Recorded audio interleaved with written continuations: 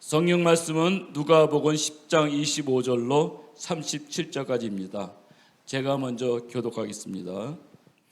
어떤 율법 교사가 일어나 예수를 시험하여 이르되 선생님, 내가 무엇을 하여야 영생을 얻으리까? 예수께서 이르시되 율법에 무엇이라 기록되었으며 내가 어떻게 읽느냐? 대답하여 이르되 내 마음을 다하며 목숨을 다하며 힘을 다하며 뜻을 다하여 주 너의 하나님을 사랑하고 또한 내 이웃을 내 자신같이 사랑하라 하였나이다. 예수께서 이르시되 내 대답이 옳도다. 이를 행하라. 그러면 살리라 하시니 그 사람이 자기를 옳게 보이려고 예수께 여쭤오되 그러면 내 이웃이 누구니이까?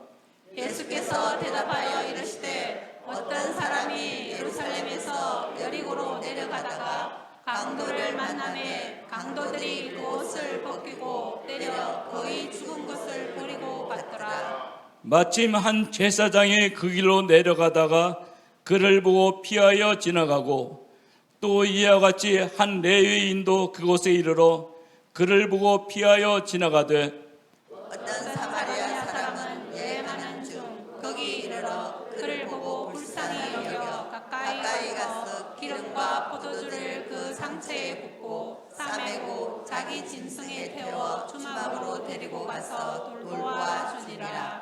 그 이튿날 그가 주막 주인에게 데나리온 2를 내어주며 이르되 이 사람을 돌봐주라. 비용이 더 들면 내가 돌아올 때 갚으리라 하였으니 내 생각에는 이 세 사람 중에 누가 강도 만난 자의 이웃이 되겠느냐?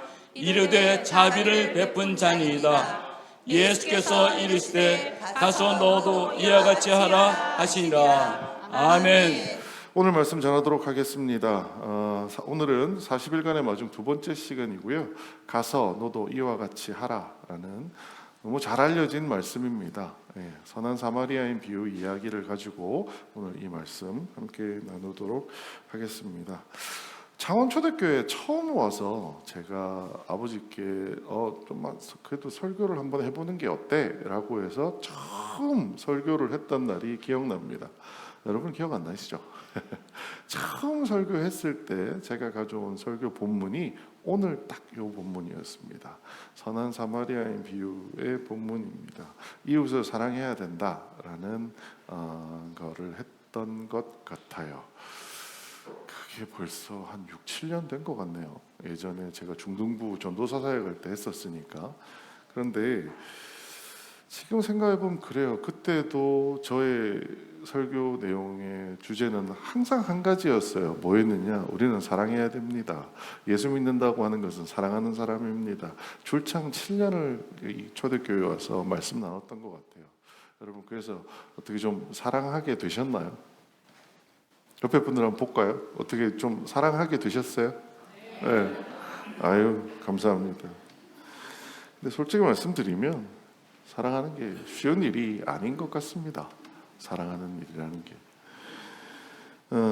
사람을 사랑하는 게 왜 어려울까요? 사람을 사랑하는 게 왜 어려울까요?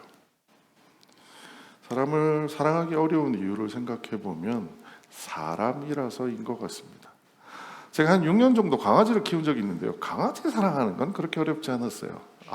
사랑을 주면 사랑을 준 만큼 똑같이 돌려주니까.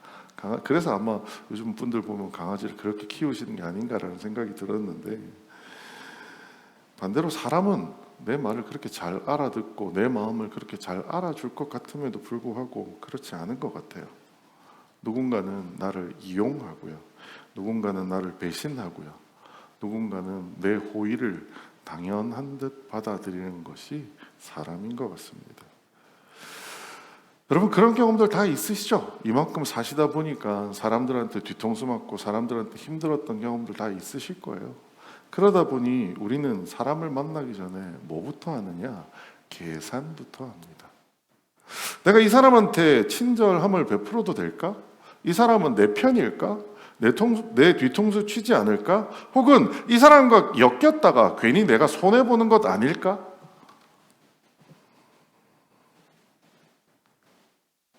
그게 더 지혜로운 일 같습니다.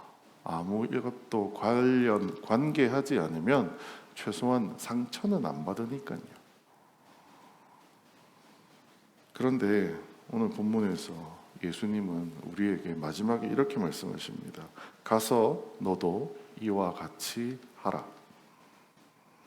저는 이 본문이 지난 한 주 내내 너무너무 불편하고 하나님이 너무너무 원망스러웠습니다.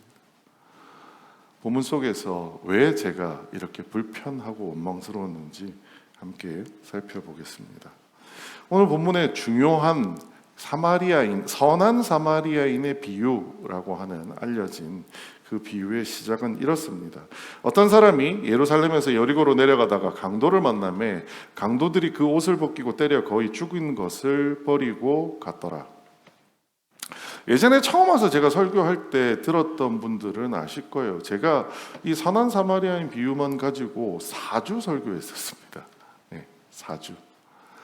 이 안에 굉장히 감추어진 많은 이야기들이 있다라는 걸로 설교를 했었어요.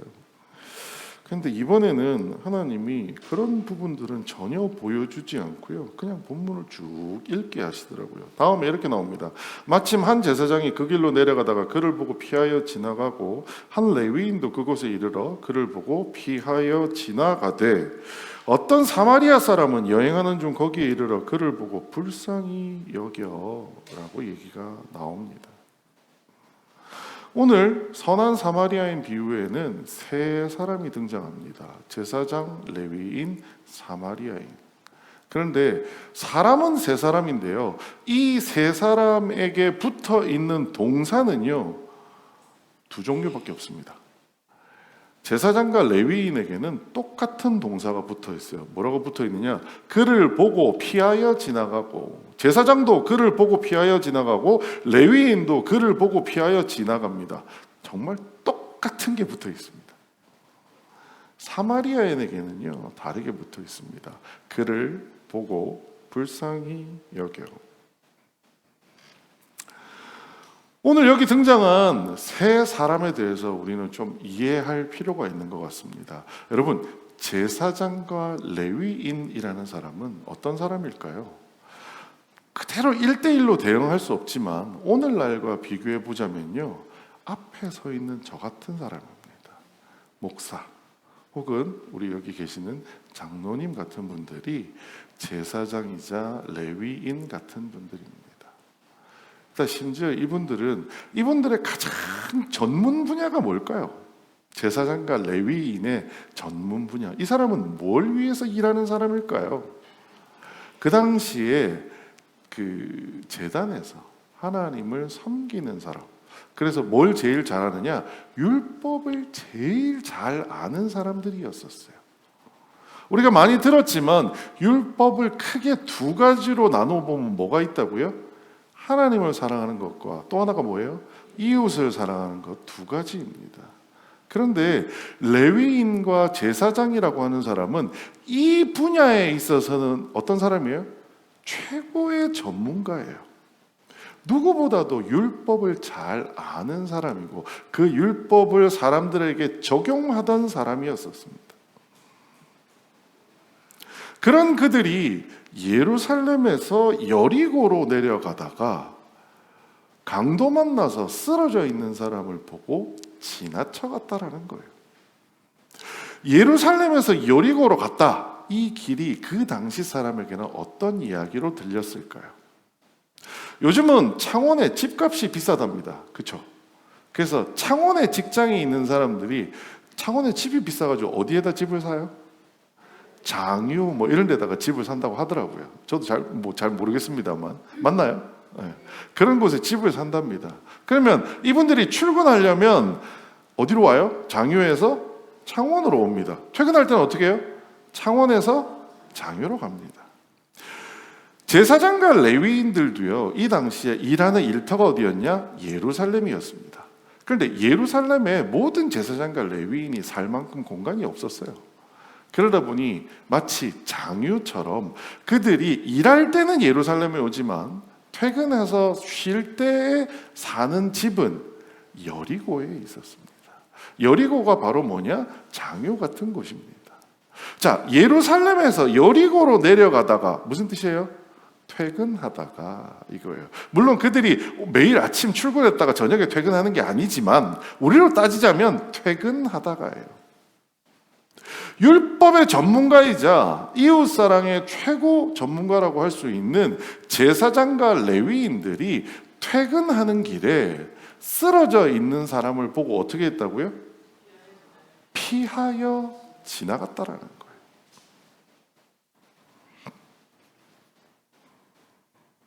전 이 말씀을 처음 읽을 때는 아유 못된 사람들 이렇게 읽었어요. 근데 지난 한 주 내내 하나님이 이 말씀을 읽는데 저한테 뭐라고 말씀하시냐면 너야. 제사장과 레위인이 누구라고요? 목사예요. 오늘로 따지면. 목사가 뭐 하는 사람인데요? 3년 동안 최소 3년입니다. 우리 저기 뒤에 있는 우리 목사님 같은 경우에는 4년은 또 신학교 학부도 하시다 보니까 7년을 신학 공부만 하신 분도 있어요. 그래서 목사가 됩니다. 새벽기도 가서 1년 동안 최소 초대교회에 계신 분들하고 비길 건 아니지만 최소 1년은 새벽기도를 의무적으로 참석해야 됩니다. 하루에 1시간 기도하는 훈련을 신학교에 가서 받은 적이 있어요. 나름 이 분야에서 뭐 아카데믹하게 학술적으로나 이런 분야에서는 그냥 누구 뒤지지 않을 정도로 여러분 막 제가 얘기할 때 보면 뭐 헬라어 얘기하고 히브리어 얘기하고 막 들어보면 아 그게 그런 뜻이었어? 이런 생각 막 들지 않으세요? 맞아요. 제가 그 제사장이자 제가 그 레위인 같은 사람이에요. 율법의 전문가, 성경의 전문가라고 할 만한 사람입니다. 근데 그가 어떻게 했다고요? 피하여 지나갔다고요.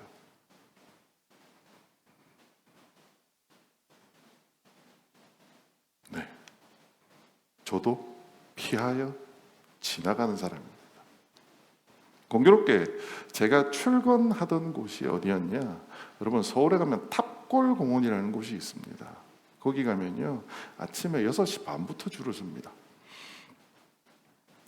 어르신들이 밥 먹을 데가 없어서 서울역에 있는 뭐 행렬병장 이런 사람들이 탑골공원에 6시 반부터 줄 서가지고 이렇게 합니다.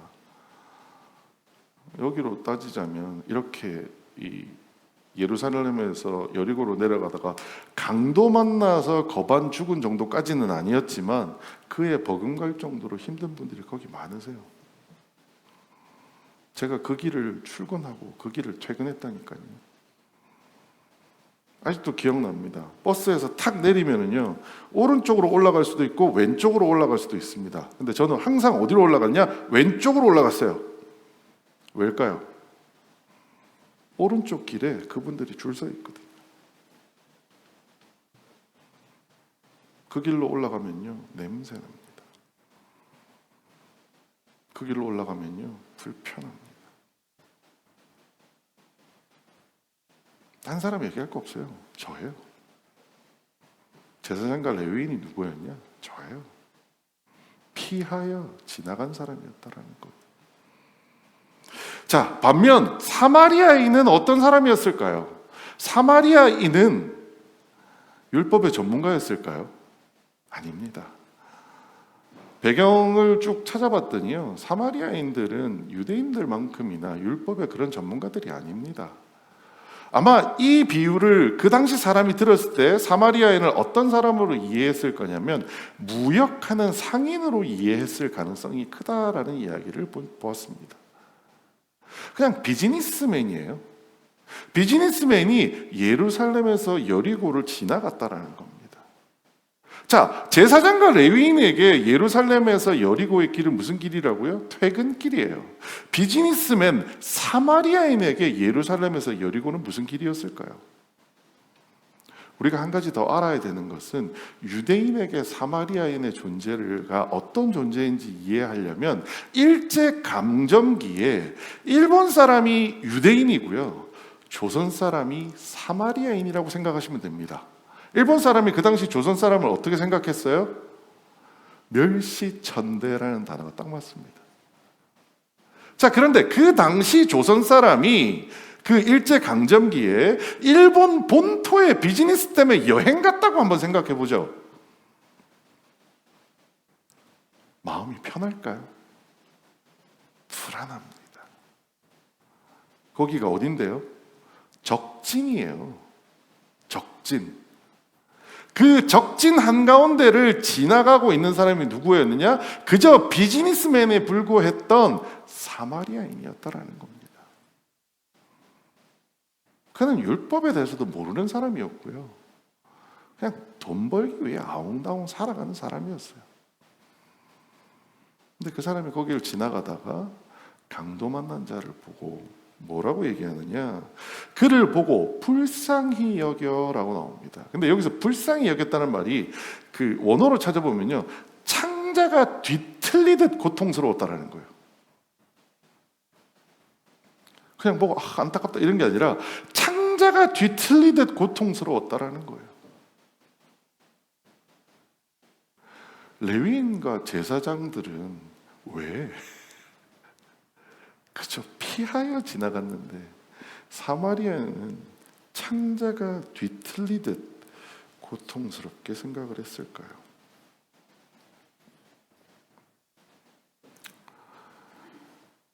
그리고 그는 그의 그 강도 만난 자에게 그를 불쌍히 여겨 다가갔다라고 이야기합니다.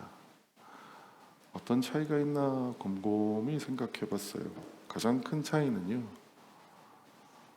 긍휼히 여기는 마음이 있느냐 없느냐입니다. 저는 탑골공원을 지나가면서 그렇게 아침마다 배식 받기 위하여 줄 서 있는 그런 분들을 볼 때마다 그냥 밥 먹으러 온 할아버지들이지 뭐, 이런 생각이었어요.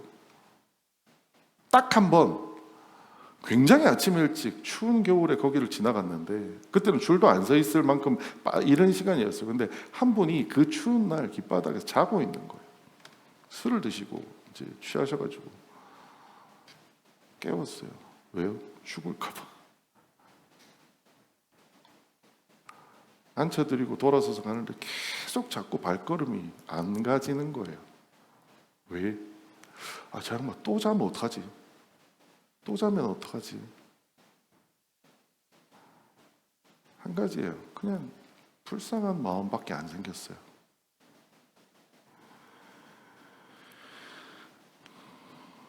오늘 본문을 읽으면서 하나님이 저한테 이렇게 말씀하신 것 같았어요. 너도 똑같잖아.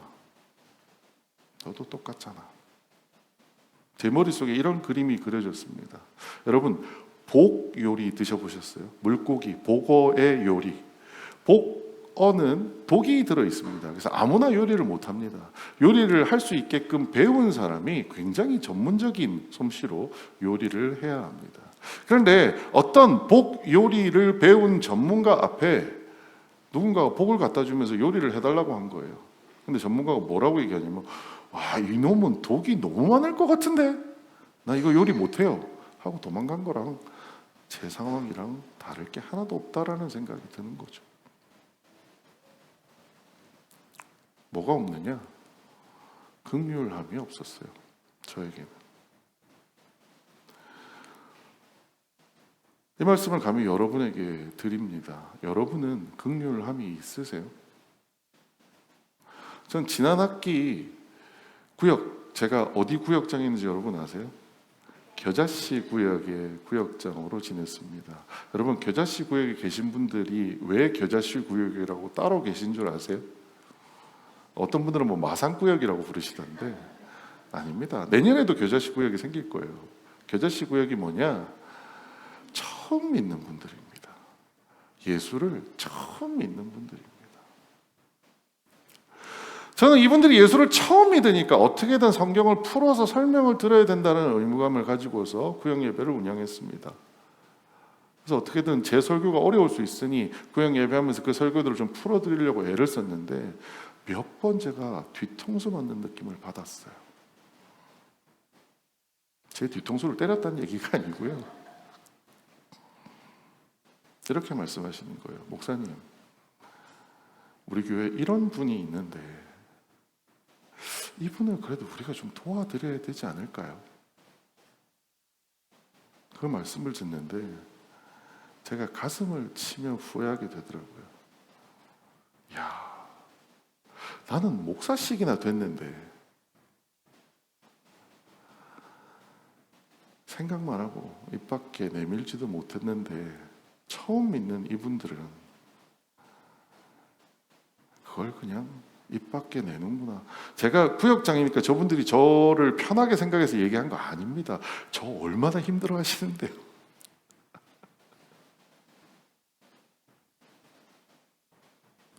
뭘까요? 20년, 30년 믿었던 우리는요, 너무 익숙합니다. 이웃사회라는 얘기 한두 번 들은 거 아니잖아요. 솔직한 제 심정이었어요.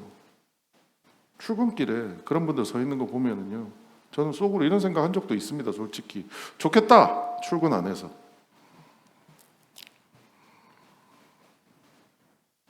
우리는 이렇게 생각합니다. 니만 힘드냐?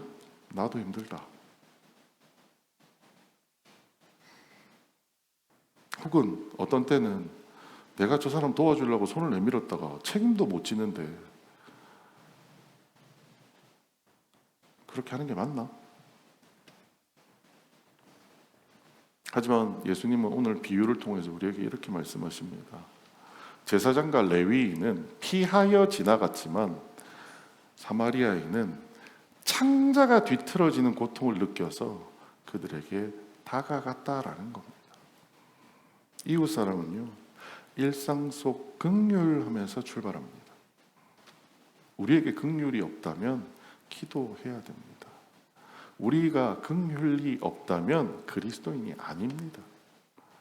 그런데 많은 순간 우리 자신을 불쌍하게 여겨달라고 기도는 하지만 누군가를 불쌍히 여기는 것에는 인색하여진 것이 오늘날 그리스도인이 아닌가 저는 반성하게 됩니다.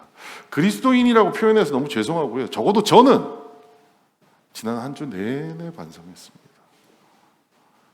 나를 긍휼히 여겨달라는 기도를 하면서 길바닥에서 만나는 누군가를 긍휼히 여기는 생각조차도 안 하고 살았다는 그 마음, 그것이 저를 너무 힘들게 했습니다. 자, 그 긍휼함에서 출발한 선한 사마리아인은 어디로 가느냐? 가까이 가서 기름과 포도주를 그 상처에 붓고 싸매고 자기 짐승에 태워 주막으로 데리고 와서 돌보아 주니라. 자, 이제 어떻게 하느냐? 가까이 다가갔다라는 겁니다. 가까이. 그리고 자기가 가지고 있는 기름과 포도주를 그 상처에 붓고 싸매고 자기가 타고 온 짐승에 그 다친 사람을 태워서 주막에 가서 돌보아 줬다라는 거예요. 기름과 포도주는 얼마쯤 했을까요? 요즘으로 따지면 그 자기가 타고 온 짐승이 요즘으로 따지면 택시잖아요. 택시비는 얼마쯤 됐을까요? 뒤에 또 나옵니다. 그 이튿날 그가 주막 주인에게 데나리온 2를 내어주며 이르되 이 사람을 돌보아 주라. 비용이 더 들면 내가 돌아올 때 갚으리라 하였으니 데나리온 2를 줬대요. 이 데나리온 2는 숫자가 나오니까 정확하더라고요. 이틀치 일당입니다. 그러니까 요즘으로 따지면 한 2, 30만 원 정도 된다고 보시면 돼요. 그게 다가 아닙니다. 내가 돌아올 때 갚으리라. 지금 사마리아인이 어디에 와 있다고요? 적진에 와 있습니다. 다시 돌아오고 싶으세요? 돌아오고 싶을까요? 안 오고 싶습니다. 그런데 뭐 때문에요? 내가 사랑하기로 작정한 그 사람을 위해서 다시 돌아오겠다라는 거예요.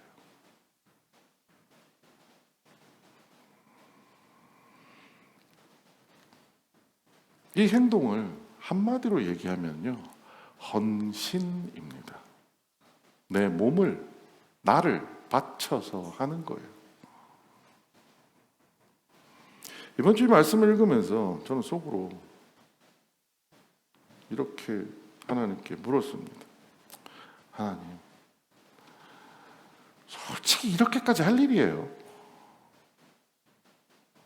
솔직히 이렇게까지 할 일이에요. 아니 뭐 10만 원 줬다. 아이 뭐 그건 그럴 수 있어요. 근데 도대체 예수님 이렇게까지 얘기하시면 오늘날 살아가는 우리는 어떻게 살아라고 이런 말씀을 도대체 하시는 거예요. 순간 저는 하나님께 이렇게 얘기하더라고요. 예수님, 2000년 전에 사람들은 착했는지 모르겠는데요, 요즘 사람은 아니라고요. 이렇게 해주면 뭐라는 줄 아세요? 병원에 입원시켜달라고 할걸요?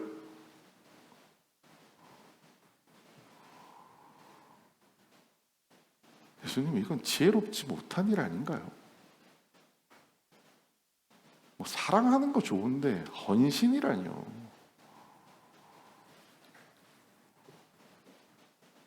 그게 솔직한 제 심정이었습니다. 왜요? 뒤에 또 나오겠지만 해야 되니까요. 어떻게 이렇게 살아요? 여러분, 내일부터 이렇게 살 수 있으시겠어요? 길 가다가 거지를 만나시면 그 자리에서 그 사람을 붙잡고 내가 가진 돈으로 먹을 거 사주고 밥 사주고 여관 잡아주고 여관 주인한테 한 이틀치 숙소 비용 더 주면서 혹시나 이 사람 돈 더 들면 내가 나중에 와서 갚을게요, 하실 수 있으시겠어요?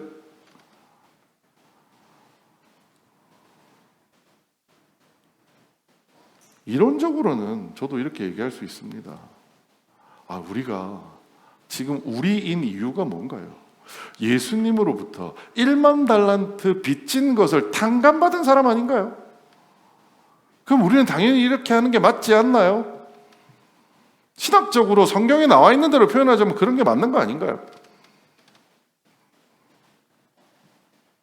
이렇게 제 마음은 매우 불편했습니다.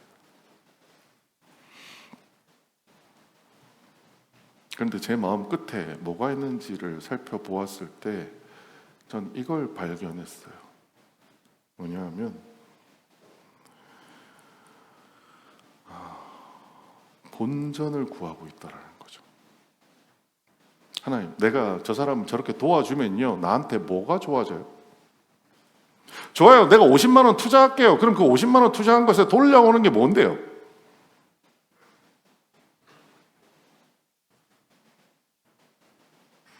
전 그 생각하고 있었어요.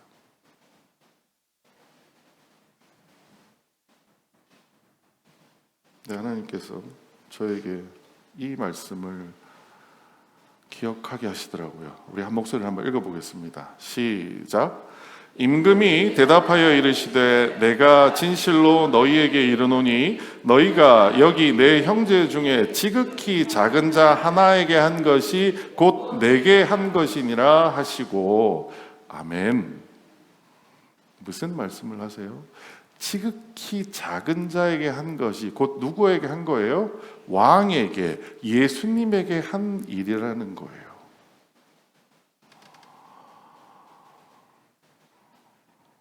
지난주에 가장 큰 뒤통수였어요. 왜 내가 이 말씀을 까먹고 있었지? 여러분, 누군가 사랑하고 누군가를 도와줄 때 여러분 어떻게 생각하세요? 적어도 내 뒤통수는 안 치겠지.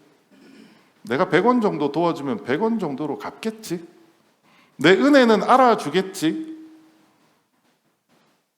이렇게 생각하지 않으세요? 그런데 예수님이 우리한테 가르치시기를 뭐라고 가르치셨냐면 사랑은 이런 거야 라고 가르쳤어요. 근데 그 사랑이 뭐냐 하면 나에게 해줄 거를 그 작은 자에게 해주라는 거예요. 나에게 해줄 거를 그 작은 자에게 해주라는 거예요.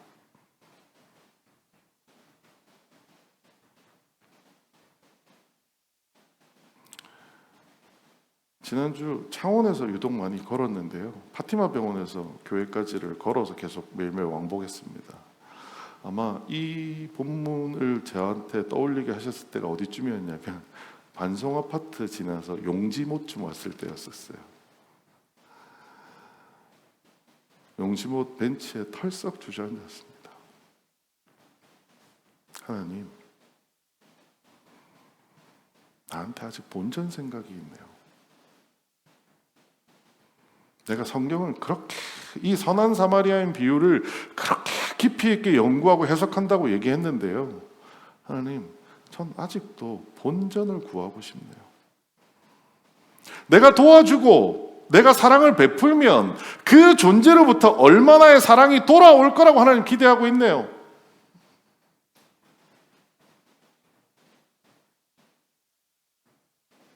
근데 내가 사랑을 베푸는 이유는 여러분의 앞에 와서도 여러 번 설교했습니다. 우리가 사랑을 베풀어야 되는 이유가 뭐예요? 그 사람한테 돌려받으려고요? 아니요. 내가 예수님으로부터 받았으니까요. 주일날은 그렇게 생각하는데요. 월요일날 길거리에 나가는 순간 그 생각이 딱 바뀌어버립니다. 왜요? 우리는 그렇게 프로그램된 사람들입니다. 그리고 그걸 뭐라고 불러요? 죄라고 부릅니다.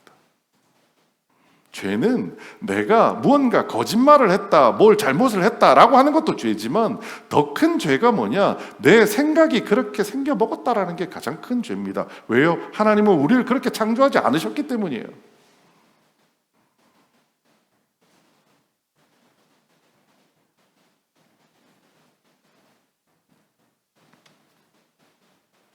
말씀을 연구하다가 사례 하나를 찾게 되었어요. 전주에 노송동이라는 곳에 가면 얼굴 없는 천사라는 분이 있답니다. 신문도 그렇고 뉴스에도 많이 나오신 분이에요. 검색해도 나오실 겁니다. 2000년도부터요 2025년까지 도합 11억 3천만 원의 돈을 동사무소에 명절만 되면 갖다 놓고 가신대요. 그냥 이웃을 도와주라고요.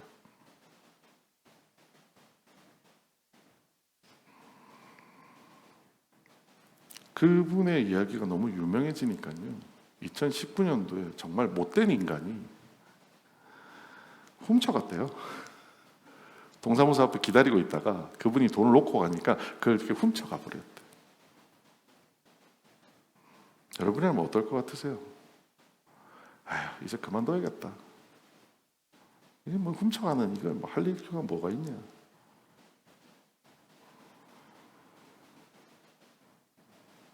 그분이 자기의 뜻을 종이에 적어서 다시 그 돈을 기부하셨는데요. 뭐라고 적었냐면 내가 죽으면 내 자식을 통해서라도 이 기부 계속하겠습니다 라고 적어냈다라는 거예요. 우리는 어떤가요? 살면서 누군가한테 은혜를 베풀었다가 뒤통수 한번 맞으면 다음부터 뭐라고 생각해요? 에휴, 다 필요 없다. 다시는 하지 말자. 어떤 사람한테 은혜를 베풀려고 다가갔는데 그 사람이 나한테 안 좋은 얘기 조금 했어요. 그럼 어떻게 해요? 에휴, 저런 인간한테 내가 왜?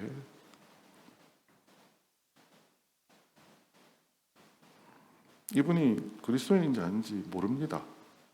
근데 되게 신기한 건 그 동네 사람은 이분이 누군지 알고 있대요. 그 동네에 계신 분들은 다 안 돼요. 근데 더 놀라운 건 그 동네에 계신 분 누구도 그 사람이 그 사람이라는 얘기를 안 하고 있대요. 그래서 언론이 가서 이 사람을 찾아서 인터뷰를 하고 싶은데 인터뷰를 할 수가 없답니다. 동네 사람들이 왜 얘기를 안 할까요? 그 뒷얘기를 알기 때문이에요. 이웃사랑은요, 헌신할 때 완성됩니다. 그런데 그 헌신은 누구한테 하는 거예요? 겉으로는 내 이웃한테 하는 것이 헌신이지만 실제 우리의 마음은 누구한테 헌신하는 거예요? 예수님께 헌신하는 거예요. 우리가 누군가를 도와줄 때 뭐라고 생각해야 되느냐? 내가 눈앞에 있는 저 사람을 도와주는 게 아니라 예수님이 지금 저 상황이라면 나는 어떻게 할까? 그리고 예수님을 돕는다고 생각하고 그분을 도와주라고요. 그리고 잊으세요. 왜요? 난 누굴 도와줬으니까. 예수님을 도와드린 거예요. 예수님을 왜 도와드렸어요? 이미 우리는 본전을 찾았어요. 왜요? 내가 이미 예수님한테 빚진 게 있잖아요. 그게 예수님이 말씀하시는 이웃 사랑이라는 겁니다. 그런데 이번 주에 제가 가장 마음을 힘들게 이 말씀을 읽었던 부분은 여기도 아닙니다. 오히려 이 부분 앞이에요. 여러분, 예수님께서 왜 선한 사마리아인 비유를 하셨는지 그 배경 알고 계세요? 오늘 앞에 이렇게 나옵니다. 어떤 율법 교사가 일어나 예수를 시험하여 이르되 선생님, 내가 무엇을 하여야 영생을 얻으리이까? 이 사람도 그 사람이에요. 요즘 말로 따지면 이거죠. 예수님, 뭐 하면 제 복 받겠어요? 그럼 교회 와서 맨날 물어보는 거 있잖아요. 제가 뭐 하면 복 받을까요? 내 문제가 해결될까요? 이거 물어보러 온 사람이에요. 근데 이 사람의 직업이 뭐냐? 율법 교사예요. 뭘 제일 잘 알아요? 율법을 잘 알아요. 예수님은 오히려 반대로 묻습니다. 예수께서 이르시되 율법에 뭐라고 기록되었으며 내가 어떻게 읽었느냐? 네가 그걸 어떻게 해석했느냐라고 물어요. 그 유명한 대답하여 이르되 내 마음을 다하며 목숨을 다하며 힘을 다하며 뜻을 다하여 주 너의 하나님을 사랑하고 또한 내 이웃을 내 자신같이 사랑하라 하였나이다. 전 이거 예수님이 하신 말씀인 줄 알았어요. 누가 한 거예요? 율법 교사가 한 얘기예요. 제가 막 찾아봤어요. 그 당시에는 이렇게 예수님 사랑과 이웃 사랑을 그 율법의 완성이라고 읽는 풍습이 있었나? 그런 지식이 있었나?를 찾아봤어요. 없었어요. 하나님 사랑하라는 율법 계명이 있고요. 이웃을 사랑하는 계명은 따로 있었어요. 근데 이 두 가지를 붙여서 이것이 시작이고 이것이 중요한 거다라고 이렇게 붙여 얘기하는 것은 이 율법 교사가 정말 율법에 능통한 사람이라는 거예요.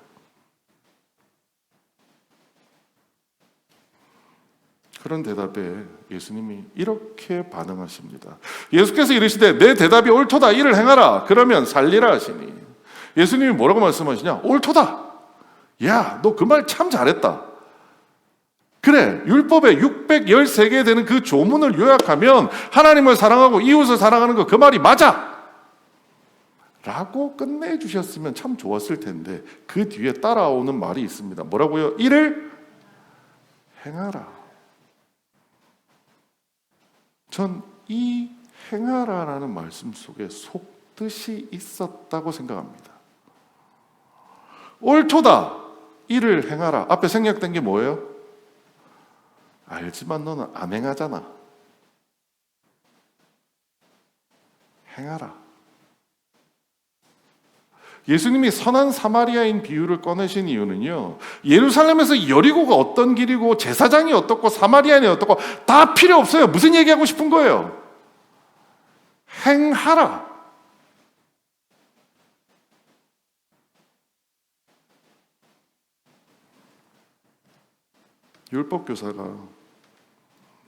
율법교사답습니다. 그 사람이 자기를 옳게 보이려고 예수께 여짜오되 그러면 내 이웃이 누구니까? 이제 한번 예수님 앞에 쫑꾸를 당한 거예요. 안 행한다는 거에 대해서 예수님이 들켰다. 그 다음에 뭐라고 얘기하느냐? 자기를 옳게 보이려고. 이게 뭐예요? 나는 그래도 나쁜 사람 아니에요. 꽤 괜찮은 사람이요. 라고 보여드리려고. 예수께 여짜오되 내 이웃이 누구니까? 여기 이 질문을 우리가 한국말로 이게 해석이 잘 안 돼요. 내 이웃이 누구니까? 다른 말로 하면 이거예요. 예수님, 알겠어요. 그러면 내가 어떤 자까지 사랑하면 이웃 사랑하는 거라고 쳐주실 거예요?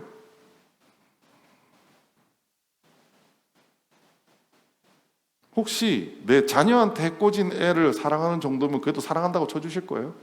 원수를 사랑하면 사랑한다고 쳐주실 거예요? 도대체 나한테 어떤 해코지를 한 사람까지도 내가 사랑해야 사랑했다고 쳐주실 거예요? 를 물은 거예요. 율법교사는 누구를 사랑해야 됩니까? 라고 물은 거예요. 그런데 예수님이 지금 뭐라고 얘기하셨어요? 선한 사마리아인 비유를 통해서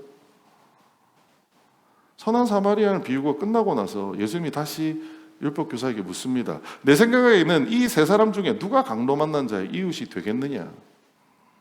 율법교사는 뭘 물어봤어요?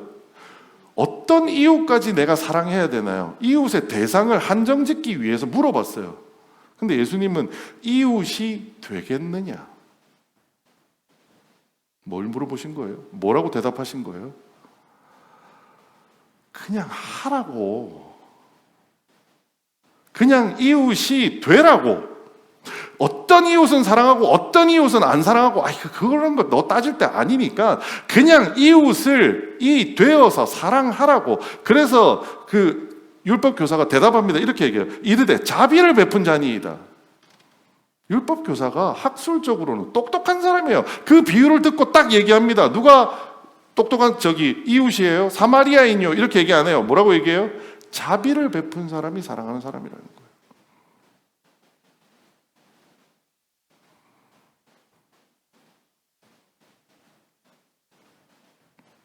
마지막 예수님께서 이렇게 얘기하십니다. 예수께서 이르시되 가서 너도 이와 같이 하라. 똑같은 거 2번 말씀하신 거예요. 처음에 뭐라고요? 이를 행하라. 왜요? 안 행하니까. 애써 그 사람은 예수님께 자기를 옳게 보이려고 이웃은 그럼 누군데요? 라고 물어본 거예요. 그랬더니 예수님이 다시 한번 얘기하신 거예요. 이웃이 누구냐고 묻지 말고 뭐 하라고요? 가서 너도 자비를 베풀어.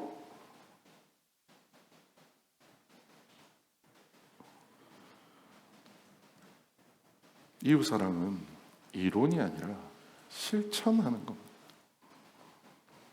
지난 한 주 내내 저를 회개하게 만들었던 부분은 이 말씀이었습니다. 저는 이 본문을 헬라어를 통해서 이 본문 안에 숨겨져 있는 뜻이 뭔지, 왜 예루살렘을 말씀하셨는지, 왜 여리고를 말씀하셨는지, 그 길 위에 있다는 게 무슨 뜻인지 이런 것들을 막 연구했어요. 마치 누구처럼요? 제사장과 레위인처럼요. 오늘 여기에 등장했던 율법학자처럼요. 근데 정작 예수님은 뭐라고 말씀하신 거예요?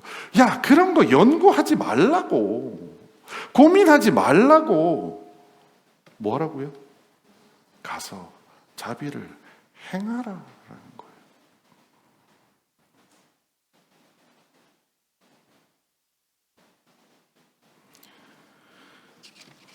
우리는 지난주에 제가 주보에 나누어 드리면서 3분의 이름을 적으라고 말씀드렸어요.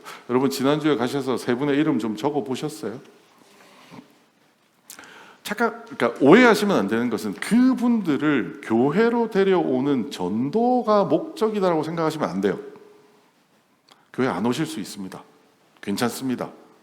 제가 3분의 이름을 적으라고 말씀드린 이유는 한 가지예요. 그들의 무엇이 되기 위해서요? 이웃이 되기 위해서요. 이웃이 뭔데요? 자비를 베푸는 거예요. 지난주에 적으셨던 그 이름을 붙잡고 기도하셨을 거예요. 많은 분들은 뭐라고 기도하셨냐면, 예수님, 내가 이 사람들한테 가서 복음을 전하게 해주세요. 그렇죠. 나중에는 복음 전하셔야 됩니다. 하지만 이번에 우리가 더 중요하게 생각해야 되는 것은 복음을 전하는 것보다도 먼저 예수님께서 우리에게 말씀하셨던 가서 일을 행하라라고 말씀하셨던 그 말씀을 해보는 겁니다. 마치 예수님을 섬기듯 내 이웃을 섬겨보는 겁니다. 근데 하루아침에 그게 잘 될까요? 잘 안 됩니다.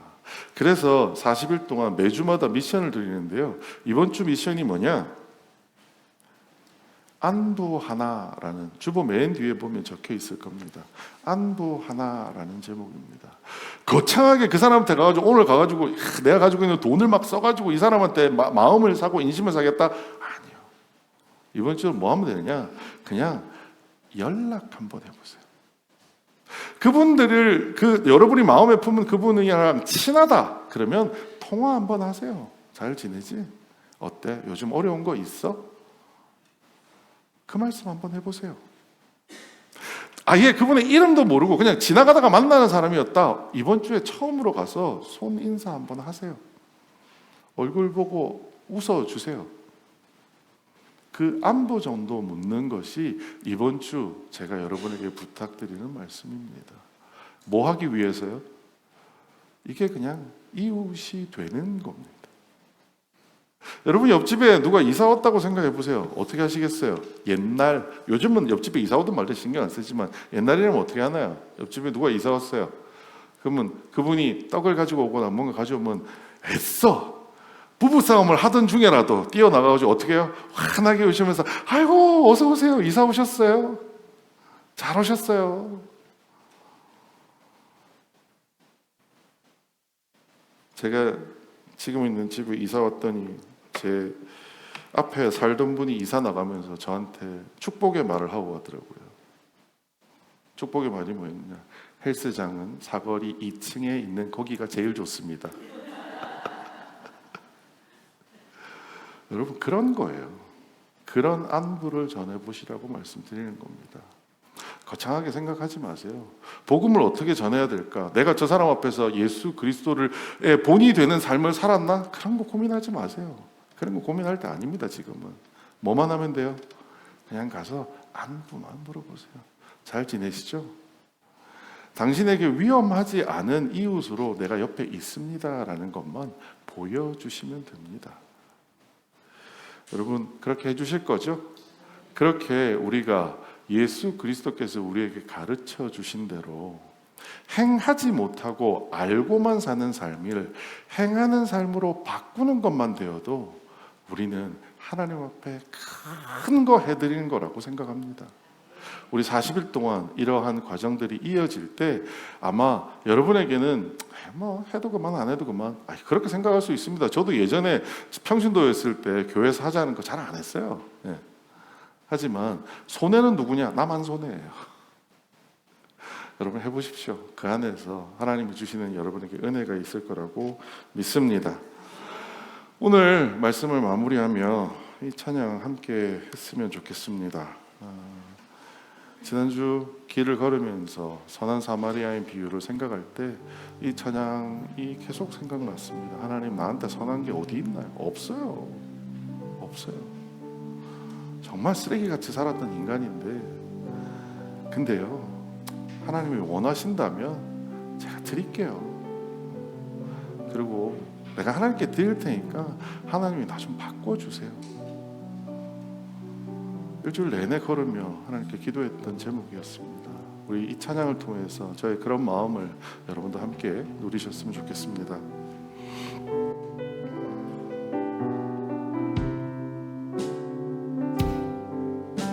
보소서 주님, 보소서 주님, 나의 마음은 선한 것 하나 없습니다. 그러나 내 모든 것 주께 드립니다. 사랑으로 안으시고 날 새롭게 하소서. 주님 마음 내게 주소서. 내 아버지 주님 마음 내게 주소서. 나를 향하신 주님의 뜻이 이루어지도록 주님 마음 내게 주소서. 주님 마음 내게 주소서. 주님 마음 내게 주소서. 하나님, 우리에게 그 긍휼한 마음을 허락하여 주시옵소서. 주소서.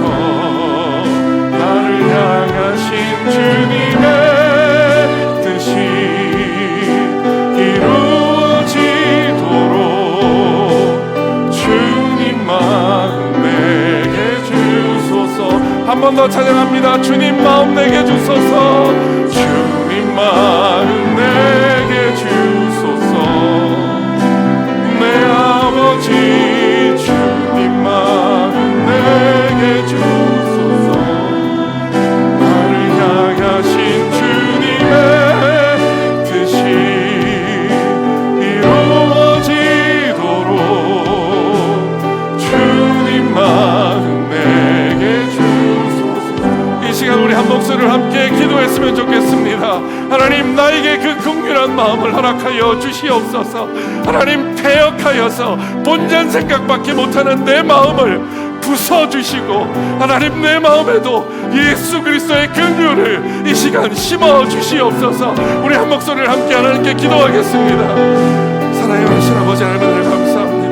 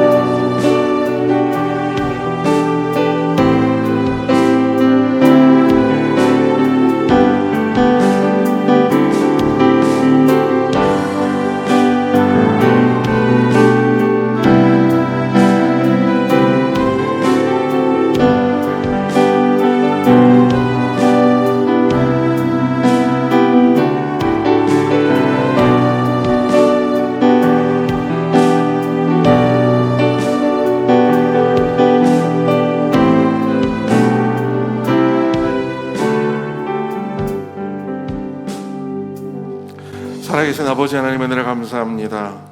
하나님, 우리는 기도합니다. 기도 많이 하는 사람들입니다. 하나님, 우리는 말씀 읽는 사람입니다. 말씀 많이 읽는 사람입니다. 하지만 하나님, 우리는 피하여 지나가는 사람이었음을 고백합니다. 하나님, 이 시간 우리에게 예수 그리스도의 그 긍휼함을 가르쳐 주시옵소서. 하나님, 내가 예수 믿은 자로, 내가 목사이고, 내가 몇 대를 믿었고, 내가 몇십 년을 믿었다고 하더라도 하나님, 내가 그리스도 앞에 아무것도 아닌 자임을 고백합니다. 하나님, 내 마음에 긍휼을 허락하여 주시옵소서. 우리의 상처 입은 마음을 하나님 싸매어 주시되, 하나님, 우리 안에 그 긍휼이 회복되어질 수 있도록 우리를 인도하여 주시옵소서. 그렇게 예수 그리스도 사랑을 실천하며 살아가는 저희들이 되도록 주님 도와주시옵소서. 모든 말씀 예수님 이름으로 기도드렸습니다. 지금은 우리 구주 예수 그리스도의 은혜와 하나님 아버지의 크신 사랑과 성령님의 감동 감화하심과 충만 역사하심이 오늘 머리 숙여 그리스도의 긍휼한 마음을 배워가기 원하는 초대교회 성도들 머리 위에 영원토록 함께 있을지어다. 아멘.